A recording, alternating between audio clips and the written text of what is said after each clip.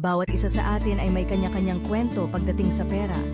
Para sa ilan, ito ay tila isang laro, isang paligsahan, kung saan ang pagkapanalo ay nakasalalay sa tamang diskarte.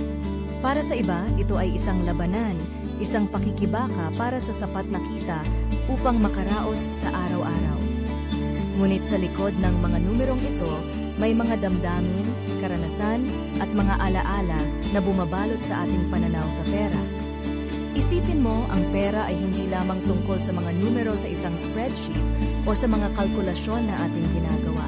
Ang tunay na kwento ng pera ay nagaganap sa paligid ng hapagkainan, kasama ang ating pamilya. Dito nag-uusap tayo tungkol sa mga pangarap, takot, at mga alaala ng ating mga magulang.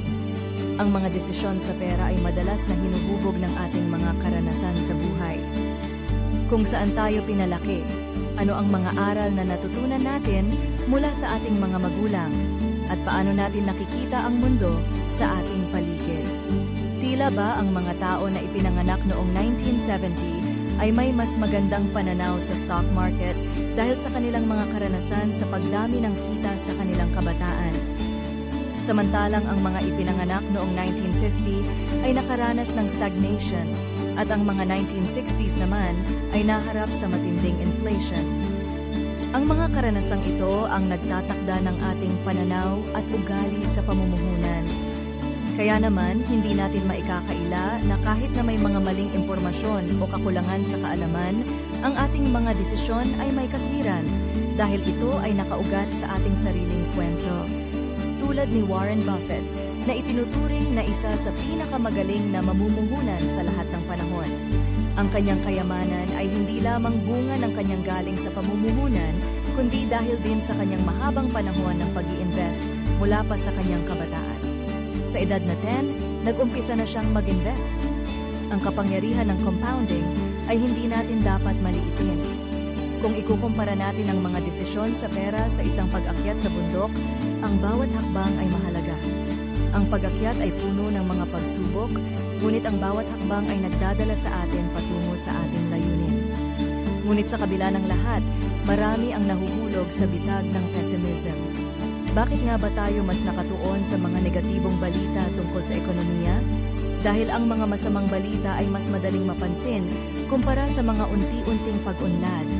Isang 40% na pagbagsak sa stock market ay agad na nagbibigay ng takot, ngunit ang unti-unting pagtaas ng 140% sa loob ng 6 na taon ay madalas na hindi napapansin.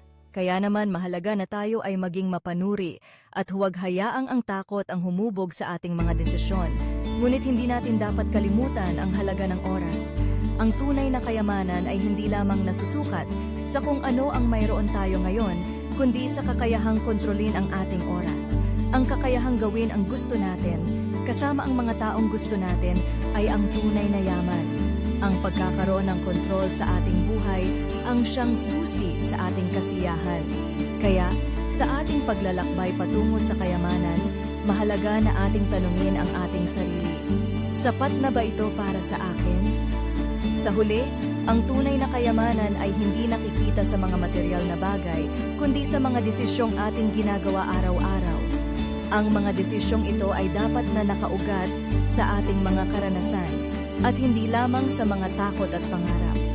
Kaya't sa susunod na ikaw ay humaharap sa desisyon tungkol sa pera, isaalang-alang mo ang iyong kwento, ang iyong karanasan, ang iyong pananaw, at ang iyong mga pangarap ang tunay na magdadala sa iyo sa tamang landas.